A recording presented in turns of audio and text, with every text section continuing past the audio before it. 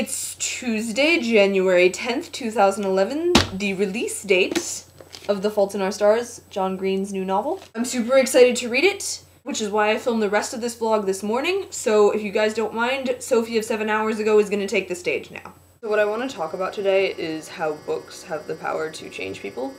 I know that for some people this is kind of a controversial thing. They don't really understand how literature can have that big of an effect on a person, but I've always believed that it can and it does, usually without anyone noticing. My dog just howled. Thinking back, I know of several books that have changed me, but at the time you don't notice because you just think you're reading a good story.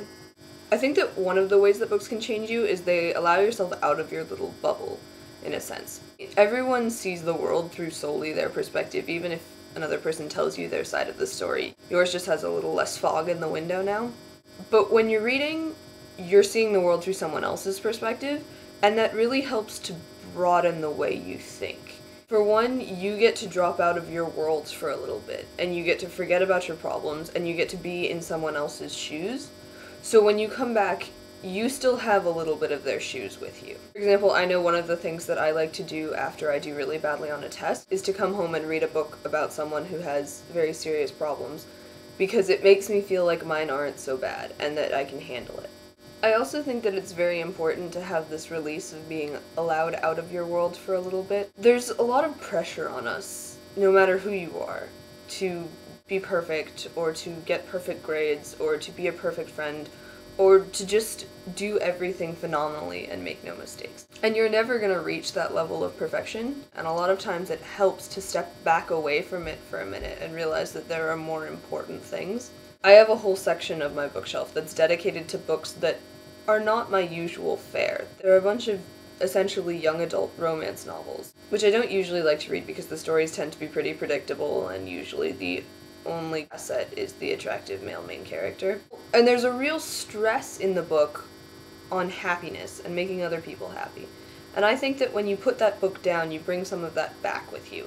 And for the next couple of days after I've read one of those, I usually don't focus quite so much on the work aspect of things. I realize that there are other reasons that I'm here. I also think that in books you can find different ways to interact with people. You find situations that maybe you yourself are going to be in someday, or simulations that have parallels with things that are going on right now, and you find out how the characters reacted and how that worked out for them. And obviously that's not perfect because no one in your life is going to react exactly the same way a book character does.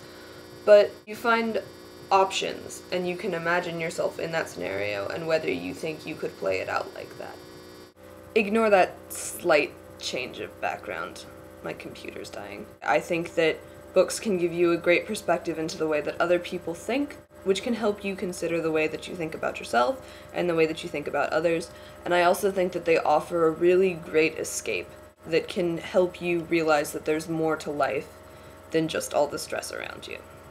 I just finished the book, and no spoilers or anything, but that was the best book I've read in a really, really long time. For everyone who watches The 5 Mediocre Teenagers, you should go read The Fault in Our Stars. It's got some messages about life that society doesn't often think about. Megan, I'll see you tomorrow.